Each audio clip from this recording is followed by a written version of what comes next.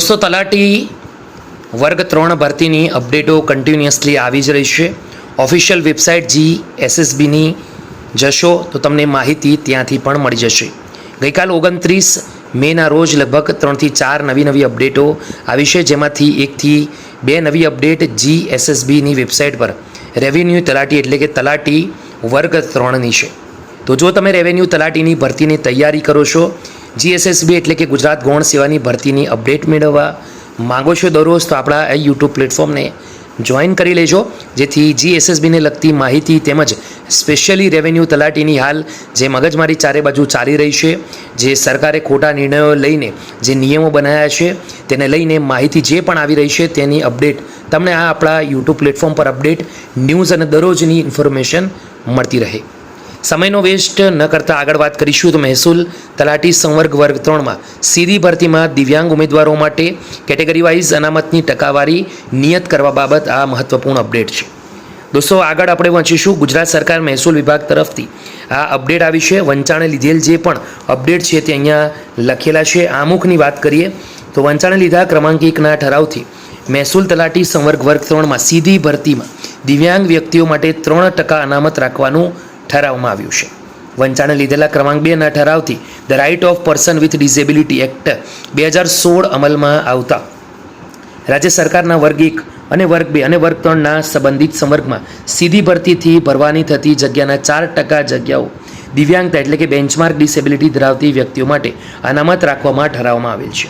વંચાણે લીધેલ ક્રમાંક 4ના પરિપત્રથી દિવ્યાંગતાની કેટેગરીના ગ્રુપ સીમાં દરેક વિભાગે પોતાના નિયંત્રણ હેઠળની જગ્યાઓ માટે હલનચલનની દિવ્યાંગતા એટલે કે લોકોમોટર ડિસેબિલિટીમાં સ્પાઇનલ ડિફોર્મિટી SD અને સ્પાઇનલ ઇન્જરી એટલે કે SI without any associate neurological limb ડાયફંક્શનનો સમાવેશ કરવા તેમજ સ્પાઇનલ ડિફોર્મિટી SD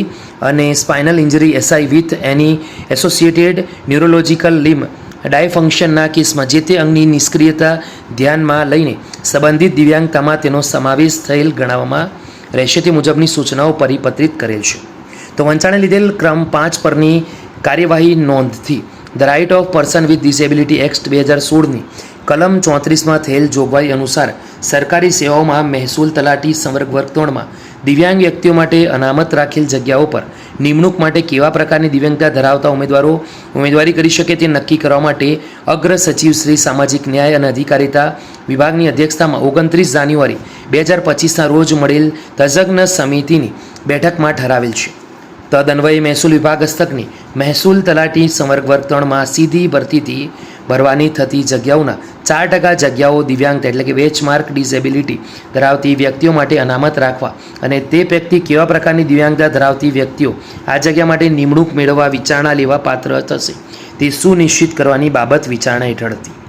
તો દોસ્તો અહીંયા જે ઠરાવ છે એ પ્રમાણે એ અંધત્વ અને ઓછી દ્રષ્ટિમાં 1%, LV 40 થી 70% દિવ્યાંગતાનો પ્રકાર હોવો જોઈએ, B બધિર અને ઓછું સાંભળનાર 1% જ્યાં D અને HS આવશે,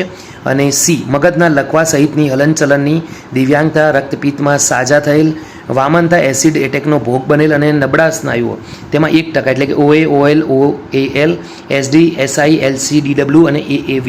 તો અહીંયા આ પ્રમાણેની દોસ્તો અપડેટ મૂકવામાં આવી છે। ચોથું છે D સ્વલિનતા, બૌદ્ધિક દિવ્યાંગતા, ખાસ વિષય શીખવાની સક્ષમતા અને માનસિક બીમારી, E એટલે કે બહેરાશ, અંધત્વ સહિતની ખંડ, A અને D હેઠળ 1 કરતાં વધારે પ્રકારની દિવ્યાંગતા ધરાવતી વ્યક્તિ 1%, એમાં પણ ASD, M, SLD, MI, MD 40 થી 70%। હવે દોસ્તો અહીંયા જે LV, D, HS જે પણ લખ્યા છે શોર્ટ ફોર્મ, એના ફૂલ ફોર્મ પણ નીચે લખવામાં આવ્યા છે, એ પણ તમારે વાંચી લેવાના રહેશે। તો આ મહેસૂલ વિભાગ ગુજરાત સરકાર તરફથી આવેલ ડિટેલમાં ઇન્ફોર્મેશન છે। તમે વિડીયો ગમ્યો તો જરૂરથી લાઇક કરજો।